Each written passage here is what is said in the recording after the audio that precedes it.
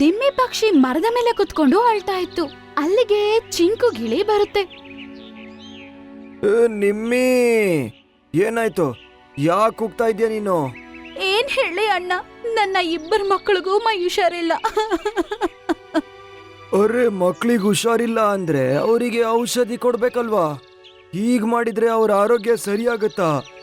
ಅಣ್ಣ, ನನಗೂ ಚಿಕಿತ್ಸೆ ಕೊಡಿಸ್ಬೇಕು ಅಂತಾನೆ ಇದೆ. ಆದ್ರೆ ನಿನ್ ಗೊತ್ತಿಲ್ದಿರೋದು ಏನಿದೆ, ಗೂಬೆ ವೈದ್ಯಕ ಯಾರಿಗಾದ್ರೂ ಚಿಕಿತ್ಸೆ ಕೊಡ್ಬೇಕಂದ್ರೆ ಆಗ ಅದಕ್ಕೆ ಬದಲಾಗಿ ದಾಳಿಂಬೆ ಬೀಜಗಳು ಕೊಡ್ಬೇಕು. ಇಲ್ಲ ಅಂದ್ರೆ ಅವರು ಯಾರಿಗೂ ಚಿಕಿತ್ಸೆ ನೀಡಲ್ಲ. ಅರೆ, ನೀನ್ ಅವನ ಹತ್ರ ಹೋಗಲ್ವಾ? ಹೋಗಿ ಅವನ ಹತ್ರ ಮಾತಾಡು. ಅಣ್ಣ, ನಿನ್ ಮಾತ್ ಕೇಳಿದ್ಮೇಲೆ ನನಗೆ ಸ್ವಲ್ಪ ಧೈರ್ಯ ಸಿಕ್ಕಿದೆ.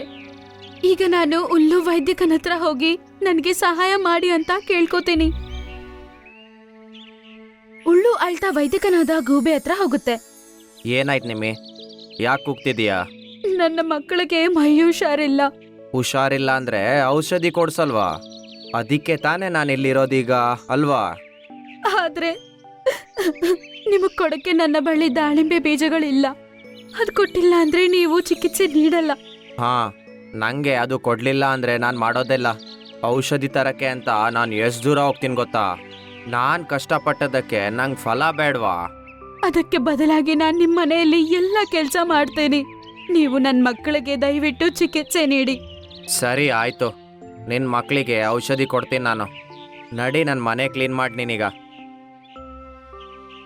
ನಿಮ್ಮಿ ಮನೆ ಎಲ್ಲ ಕ್ಲೀನ್ ಮಾಡ್ತಿರ್ತಾಳೆ.